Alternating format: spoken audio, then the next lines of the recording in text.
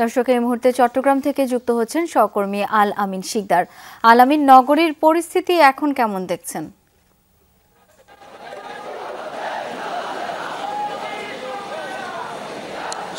সময়ের সাথে সাথে পরিস্থিতি আমরা বলতে পারি যে কিছুটা হলো উন্নতির দিকে যাচ্ছে।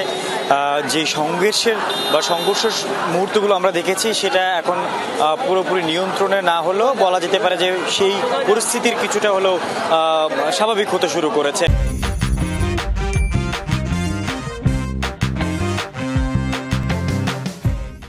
এবং এই মুহূর্তে যেটা দেখছি আমরা সেটা হচ্ছে বিক্ষোভ চলছে যে একজন আইনজীবীকে হত্যাকাণ্ডের ঘটনা, সেই হত্যাকাণ্ডের ঘটনায় সাধারণ শিক্ষার্থীরা এই জায়গায় বিক্ষোভ করছে। সেখানে সাধারণ মানুষ, মুসল্লিরা সবাই কিন্তু এই জায়গাটাতে এসেছে এবং তারা সবাই এই যে হত্যাকাণ্ডের একটি সুষ্ঠু তদন্ত এবং এই হত্যাকাণ্ডে যারা জড়িত তাদের যেন দ্রুত আইনের আওতায় আনা হয়, এটাই তারা এখান থেকে দাবি জানাচ্ছেন। এবং এই যে ঘটনাটি, সেই ঘটনাটি মূলত সূত্রপাত হয় চিন্ময় কৃষ্ণ দাস, তাকে যখন আদালতে তোলা হয় এবং সেখান থেকে যখন তাকে কারাগারে পাঠানোর নির্দেশ দেওয়া হয়, এরপরই বিক্ষুব্ধ ইস্কন এবং সনাতনীরা যারা রয়েছে তারা কিন্তু কোর্ট বিল্ডিং অবস্থান করে এবং আদালত ভবনের সামনে যেখানে প্রিজন ভ্যানে চিন্ময় কৃষ্ণ দাসকে তোলা হয় এবং সেই প্রিজন ভ্যানকে তারা আটকে দেয় এবং সেখান থেকে তাকে নিয়ে যাতে যেতে না পারে সেজন্য তারা বাধা প্রদান করে। সেই থেকেই কিন্তু ঘটনার সূত্রপাত। সেখান থেকেই তাদেরকে সরিয়ে